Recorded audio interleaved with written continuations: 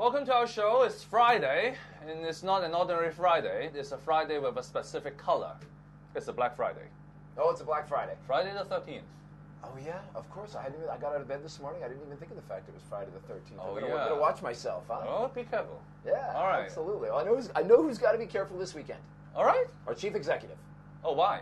He's going to the people again. He's doing another one of these town hall meetings. On Sunday? He had one, on Sunday. It's coming up on Sunday. So you avoid the Black Friday and go ahead to Sunday. I think that's the Smart I think that's a strategy. I don't know guy. if he's picked up a little Western superstition, but all right. No, he's been doing these Sunday series at town halls, and he's going to the people. And again, I talked about this a little bit before that there've been some changes in terms of how he's approaching the people, who he's seen to be talking to, and so this is, I think, going to be the third town hall. He's bringing it to Hong Kong Island this time, down in the heart of Wan Chai. Hopefully they'll have it cleaned up from the detritus of Saturday night. By the time he gets there, it can be a little messy, So he's going to be coming down, and again, this just goes to this little shift in philosophy of governance and talking to people that we've seen. The chief executive has one town hall meeting in New Territories. Yep. And then another one in Guntang, which is the Kowloon side. Yep. Now he has one in the Hong Kong side. Yeah. So how do you see the last two? One of the things, okay, so the first one he went out there, and it was hugely controversial, big crowds, lots of trouble, and people were even saying, should he even be doing this? And anywhere else you would have say, oh, this is exactly what a leader should be doing, going to the people, hearing what they want to talk about. It was like, no, it's too controversial, he's using it to stir up more trouble, and this kind of thing. But then the second one happened, and it was a little bit calmer this time. Everybody kind of established some ground rules of protest. There's probably opportunity for a meaningful dialogue, and I think that by doing a series like this, just trying to normalize it a little bit. So if somebody says, oh, he doesn't talk to the people, be like, yeah, he does. Every Sunday, we can't get rid of him. Every time we turn around, he's talking to the people, and that would be a good strategy for him. It also stretches the capacity of protesters. They can't be out there going crazy every time. I agree. So it'll help to normalize it. They'll establish their own rules of engagement for these things, and it'll, it won't be news as much. People forget there's protests every day in Hong Kong. Yep. But when there's every day, you don't even notice them so much. And I think that if he keeps doing these town hall meetings, it'll help to dampen the effect because.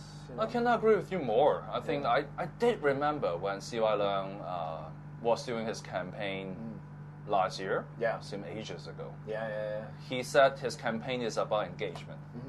He said he does not know how to. He said he did not know how to translate engagement into Chinese. Right. But he think engagement is the key word. But I think today I won't take engagement as the key word. Okay. I would take what you have just said. Which is? Normalize. Normalize, yeah. Yeah, I think if you don't normalize the crowd, you won't have engagement. Yeah. Yeah, because people are just going to extremes right now. I mean, if you don't normalize the situation, you won't be able to communicate, you won't be able to interact, you won't be able to engage. So I think normalize is the key word for today. So, and I think you're absolutely right. By doing it more often, not only in summer, I think he can do it every month. Yeah, absolutely. Then you can normalize and won't make it a big news. Yeah. If it is not big news, then people start to calm down and you can start to listen. Yeah. And this will be beneficial to all parties. I think so. Just one other little thing is that, he hasn't had a press officer for a long time, but he does seem to be getting better advice on the press front these days. And I wonder where that's coming from. I'm wondering if he's got a new Svengali somewhere that's saying, try a little bit of this, try a little bit of this. Have you heard anything? Not yet. All right. Not yet. The question just occurred to me. It sounds like you know something that I don't know. I've just noticed. The communications seem to be a little bit better planned. All right. Of late, and I'm wondering if there's some influence there. I know, it's almost like the Singaporeans are even doing a little bit more of this, and they've gotten big kudos for it. And I'm wondering whether it's that or there's something new in the mix. I'll do my research, Vincent. I'll come back to you if I get a lead on that. All right. Okay. All right.